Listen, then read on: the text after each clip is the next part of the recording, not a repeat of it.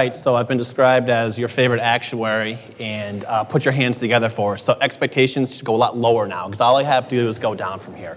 So I've been tasked to discuss the market impact of evolving U.S. policies with all of you this morning. And what I'd like to do is I'm going to synthesize some of the comments you heard from John Miller as well as some of our analysts. We're going to talk about three primary topics. We're going to talk about tax law, we're going to talk about the trade conflict with China, and we'll wrap up midterm elections. What we're really trying to do here is digest some of the data and formulate some expectations about what the economy is going to do, what the capital markets are going to do as we digest these new policies and changes to these policies. And let's be honest, we don't fully understand the impact of all these, okay? All these policies are new, they're evolving, they seem to change almost every day in some cases. So we want to give you some things to look for, some data to look at, and hopefully make some conclusions on that. So hopefully that is of interest. And for those of you who maybe are starting to get hungry or see the food starting to come out, you can think of this as only 15 minutes until lunch. So, whichever way you want to spin it works for me either way. So let's get started.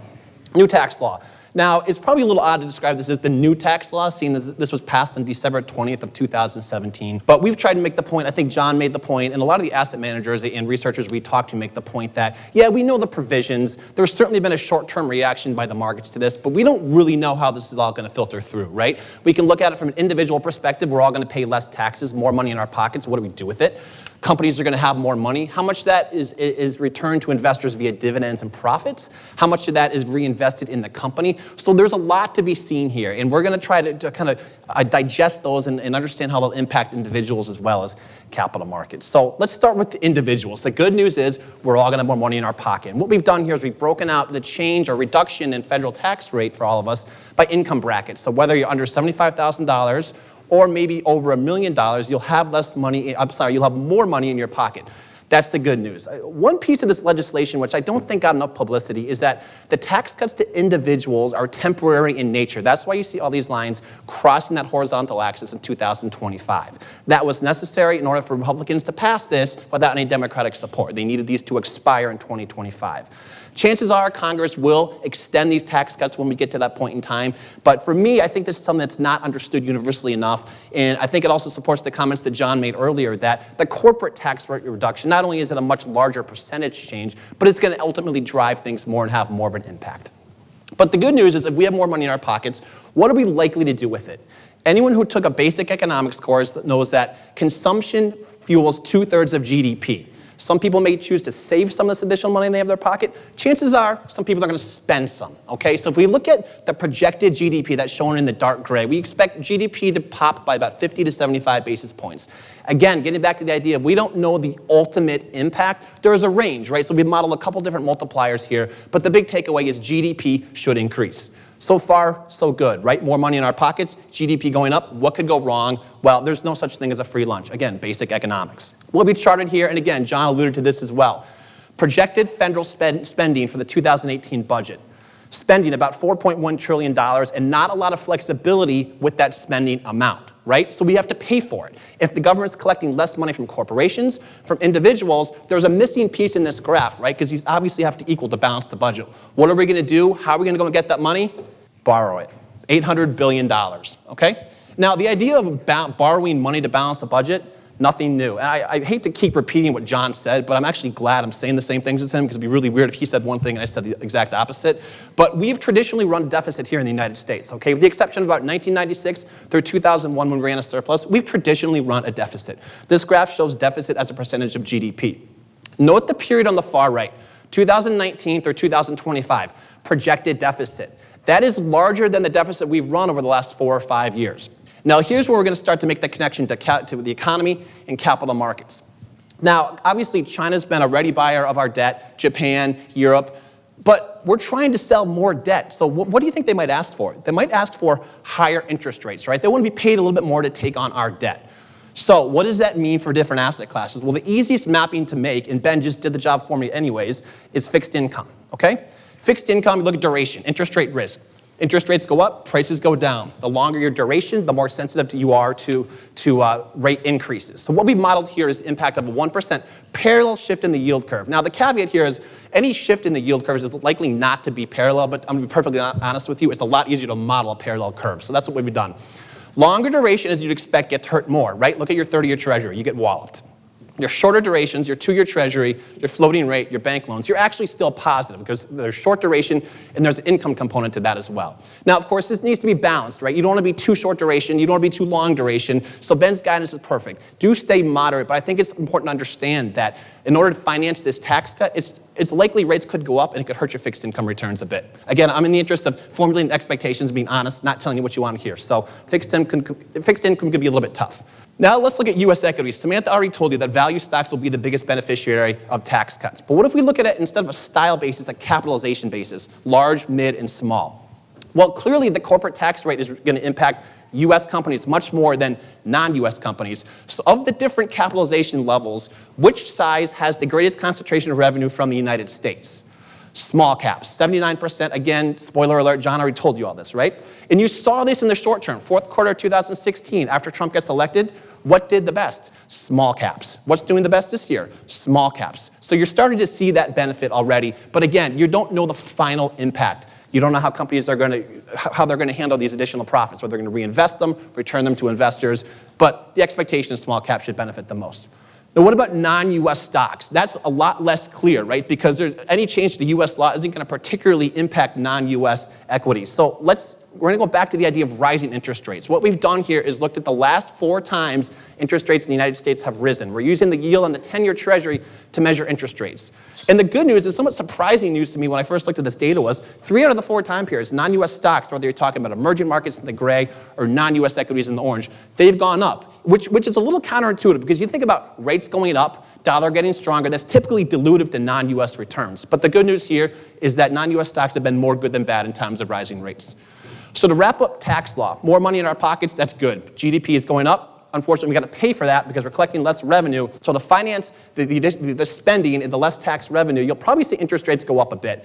Tougher fixed income, U.S. equities, value stocks, small cap stocks should do the best. And non-U.S. equities, there's reason to be optimistic in light of rising interest rates. So that's tax law. Now, how about China? I was, again, relieved to hear John talk about the fact that the most uncertainty, the uncertainty index was the trade conflict with China. And for us, this went for something coming up kind of infrequently at client meetings to really being one of, if probably the second most popular question that we get asked by clients today. And it's gone from noise in the market and saber rattling between U.S. and China to potentially really threatening the long-term performance and really impacting global economies and capital markets. So this is just a timeline of a lot of the back and forth. This hasn't been updated to reflect the most recent changes in which the U.S. decided to implement a 10% tariff on $200 billion more worth of goods. But we want to look at this from a couple different angles.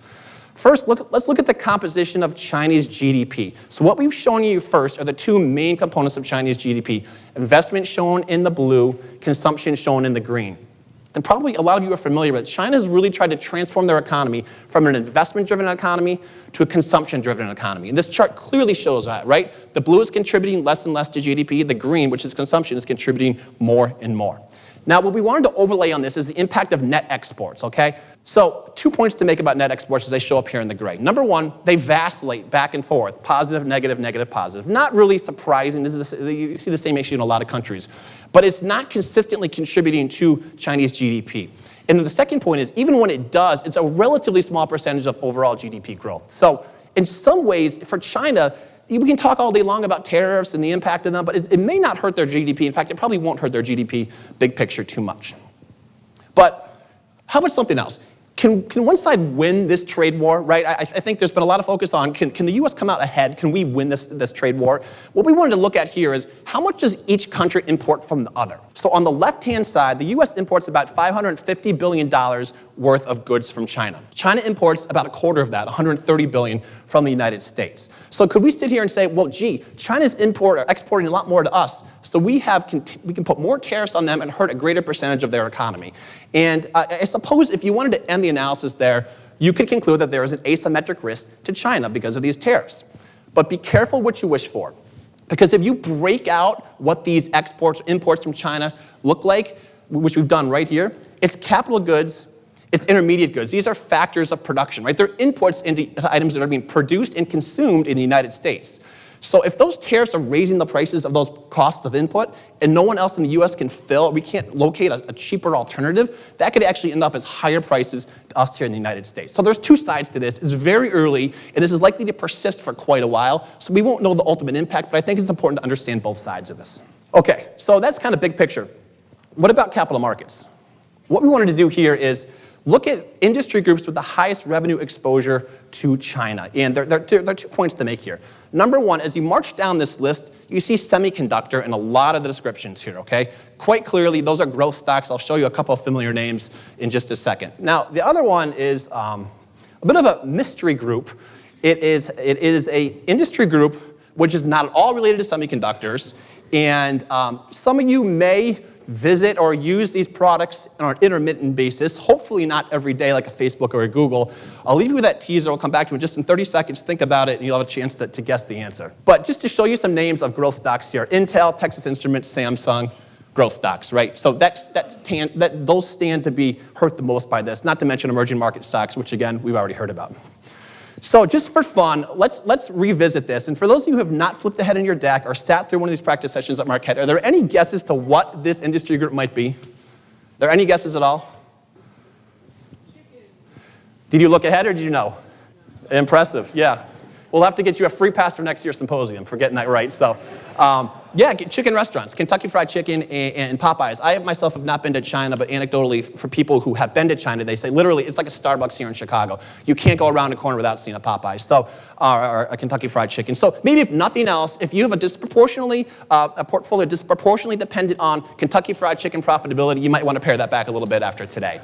So I mentioned that China is probably the second most common question. The first most is midterm elections. What does that do for markets? What's the implication for returns? And I'm going to copy David Hernandez. It's the same word he used to describe China A shares, volatile. What we've shown here is every midterm election year going back to 1962. Here's the one-year correction, or the correction you see in each midterm election year. Pretty painful, pretty powerful. And we saw the same thing here in February. And so that's the bad news. The good news, your subsequent one-year returns are really strong.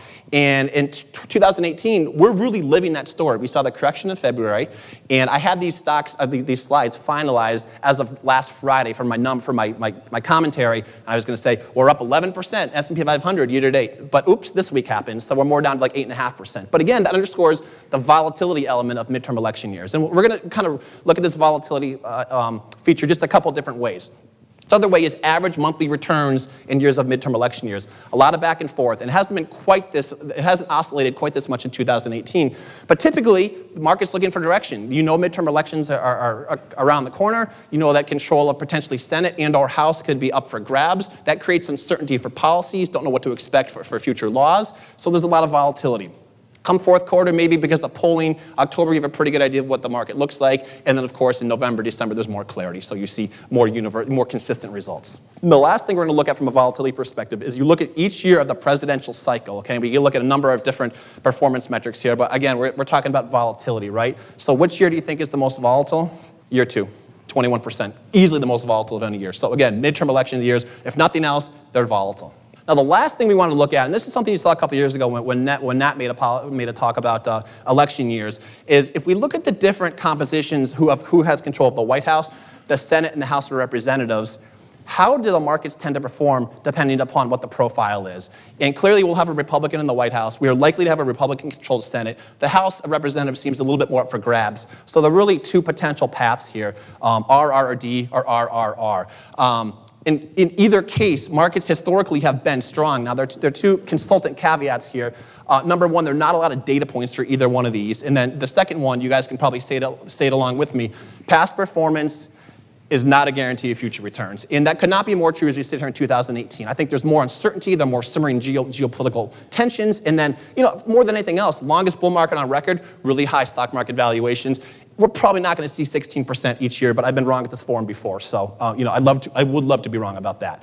So let's kind of wrap up here. And what you're going to see spinning out here are a number of different headlines, which you've seen over the course of the year. You've seen similar slides from some of our other presenters this morning. And the idea is there's just so much information coming to the markets, right? And it's difficult to really digest all of it. You can get information more quickly in greater quantity today than ever before. How much did we talk about technology today, right? Facebook, Instagram, Google. There's just so much information available. It's hard to digest all that and make sense of it. So, like I said, it's difficult to isolate policy impact on capital market performance because you have so many moving pieces, especially in today's environment because of the technology and how quickly you can get this data. If nothing else, as more uncertainty evolves, as you see more uncertainty around policies, there's going to be more volatility in the markets. That's simply a fact of life. I'll leave you with the fact that we recommend diversifying and rebalancing. You have long-term investment policy statements for a reason. We're concerned about the 10-year return, the 20-year return. It's easy to get caught up in the noise and the 1 and 3-year returns. I understand there has to be accountability for that performance, but we're interested in full market cycles. My final comment is what David Hernandez left me with a couple of years ago. I'm going to repeat it because it really does bear repeating. Newspaper headlines are great for selling newspapers. They are not great for making portfolio decisions. So with that, I'd like to thank all of you. This has been a lot of fun. We're going to take a quick break here. We'll go into lunch, and you'll be hearing from me in a couple minutes. Thank you.